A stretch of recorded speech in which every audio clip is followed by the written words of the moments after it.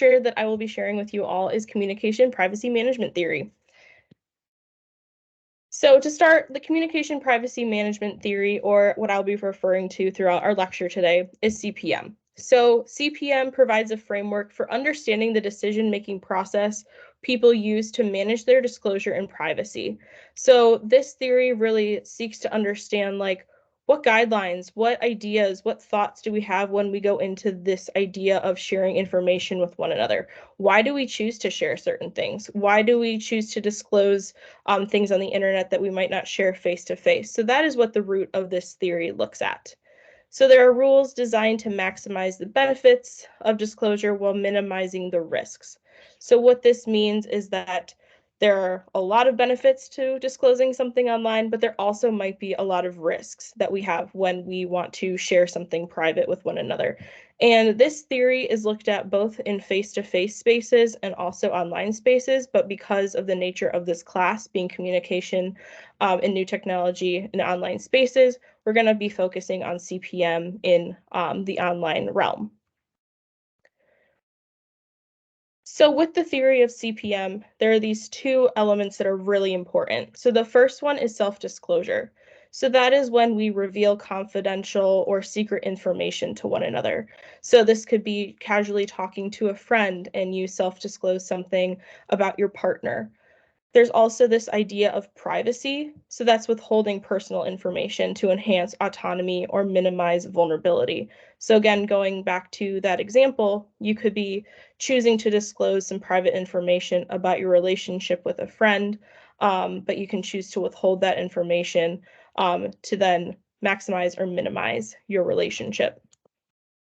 However, this is a systematic research theory designed to develop evidence-based understanding of how people reveal and conceal private information. So really thinking about what and why do people disclose? Why do they choose to disclose that with one another? All of the elements that come into play there. So with CPM, as you read in the articles, there are three parts that are really important. So the first one is privacy ownership. So first, it contains our privacy boundaries that encompass information we have but others don't know. So that is a secret that we have that no one else knows about us. So for example, if you there's a relationship tension that's going on with you and your partner. Yes, your partner knows that, but you two are the ones in that relationship. But if you choose to then share that with somebody else, that becomes outside of the ownership. So it's information that you only know. However, these barriers can be thin and porous filters, and they can also be thick, impenetrable barriers that shield deep, dark secrets. So the privacy that we have, we own that. Then it can trickle to other people, dependent on if the boundaries are really established there. And then there's the privacy control element. So that involves our decision to share private information with another person. So we kind of think about, okay, do we want to disclose this information to Facebook or to Instagram or to someone face to face? We then decide if we want to share that, and then the privacy control is available to anybody. So the decisions to share information is contained in the privacy ownership part of the system. So once someone else knows that information, it's their information and they can share it. So if you post something private to Facebook, just thinking, oh, I have these 400 friends, I'm fine for them to just know this, but then your friend goes and shares that with everybody else, they then own that privacy information and they shared it and controlled it to other people. So then there's privacy turbulence. So that comes into play when managing private information doesn't go the way we expect.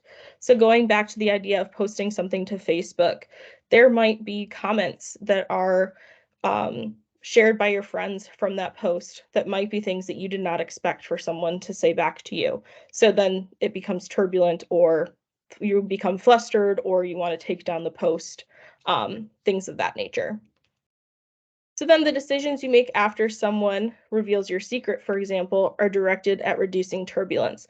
So if you see those turbulent comments on your Facebook post, you can decide to go ahead and maybe delete the post or respond to those comments, depending on how you choose to react to those, the information that's shared and the other communication that takes place. So moving forward, we have the disclosure, so the privacy dialectic. So that's the tension between sharing personal information and keeping personal information confidential. So we decide if we really want to share personal information with someone or if we want to keep.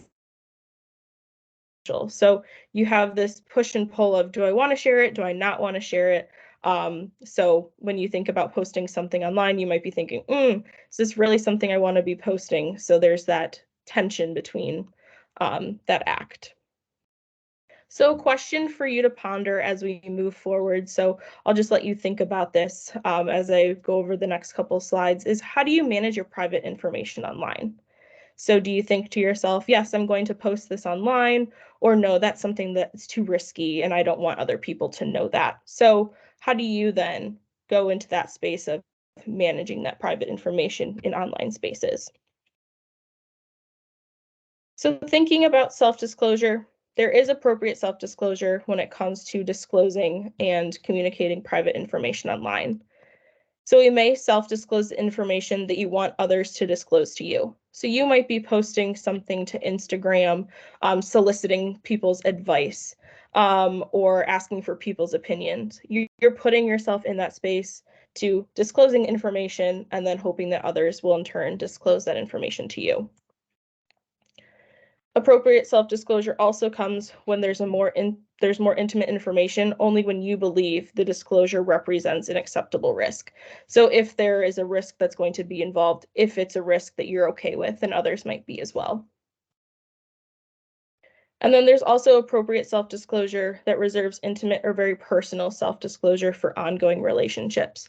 So you might post something in a Facebook group, for example, that's personal, but you're comfortable sharing it online because it's going to then build those ongoing relationships that you may have with other people.